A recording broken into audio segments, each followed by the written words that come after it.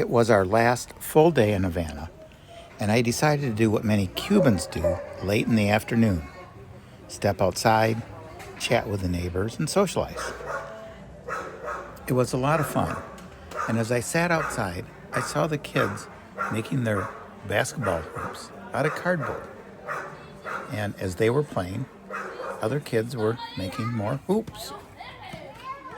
Now, kids in Havana play in the streets because there are no playgrounds, and cars on the street are actually very respectful of pedestrians, so it's actually pretty safe in their neighborhoods in front of their houses. As I sat there, one of the kids walked over to me and said, "You should take my photograph, because one day I'm going to be a famous basketball player." Now, I smiled in agreement, but I thought to myself, what chance does he really have? As I sat outside, I was taken by their persistence with just the cardboard. I had just met a guy in the neighborhood named Condi who did metalworking in front of his house. So I walked over and asked him, "Hey, can you make a basketball hoop?" He instantly knew what I wanted, and before I knew it, he and his friend were working on it. Meanwhile, I spoke with a neighbor who gave us permission to put a hoop up on their building. Well, Condi and his friend had completed the hoop and installed it within a couple of hours. And just minutes after it was up, there were kids outside shooting hoops and having a blast. A little later, an older kid was walking by. He stopped, took a second look at the hoop, borrowed the basketball, and showed the younger ones how to shoot, and then he went on his way.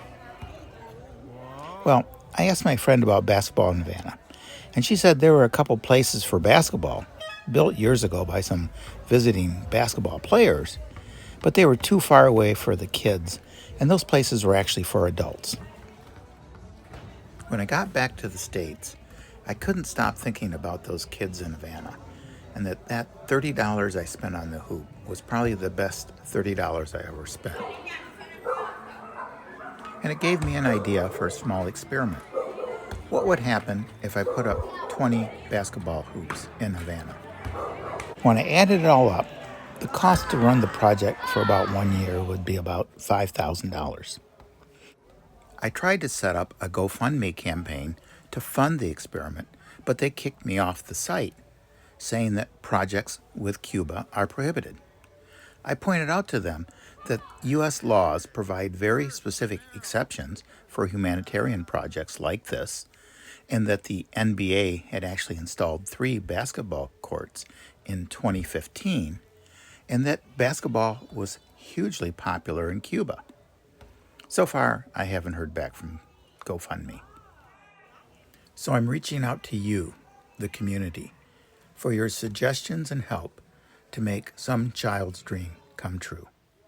And please feel free to contact me at your convenience for more information. And thank you for listening.